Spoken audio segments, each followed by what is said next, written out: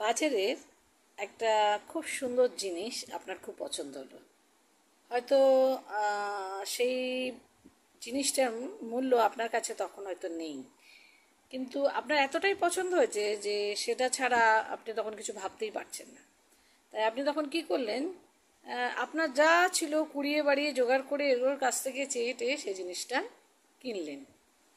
কারণ জিনিসটা আপনার খুব পছন্দ হয়েছে, তাই আপনি ওটা বাজার থেকে কিনে আনলেন।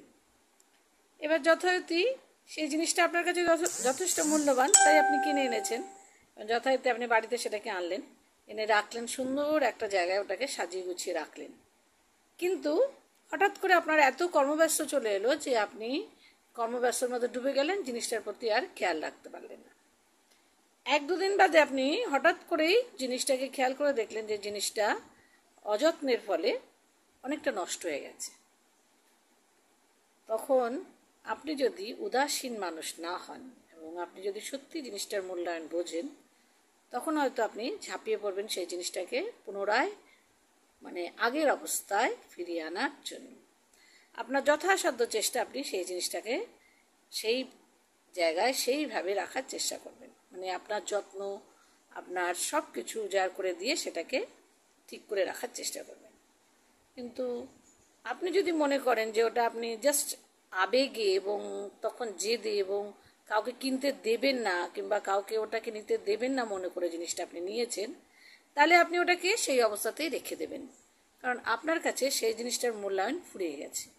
সাময়িক তখন সেই জিনিসটা আপনার কাছে খুব মূল্যবান ছিল, কিন্তু বর্তমানে সেই জিনিসটার মূল্যায়ন আপনার কাছে নেই।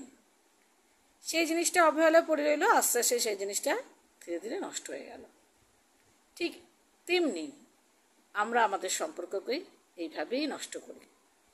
যখন প্রথম প্রথম আমাদের সম্পর্ক হয়, আমরা সম্পর্ককে এত যত্ন করি, এত ভালোবাসা, এত কেয়ার, এত আবেগ, এত কিছু করে ফেলি যে আমাদের উল্টো দিকে থাকা মানুষটি সেতে অভ্যস্ত হয়ে থাকে যে সে আমাকে এত যত্ন করছে, এত ভালোবাসছে, এত কেয়ার করছে, আমার ছোটোখাটো আবেগগুলো সে এত মূল্য দিচ্ছে।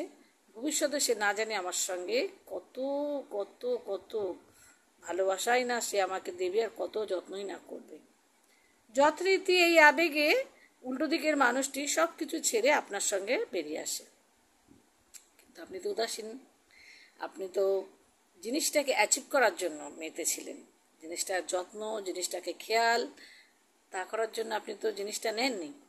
কিন্তু আপনি যদি মনে করেন যে না, এই জিনিসটা আমাকে যত্ন করে রাখতেই হবে, এই জিনিসটা আমার সারা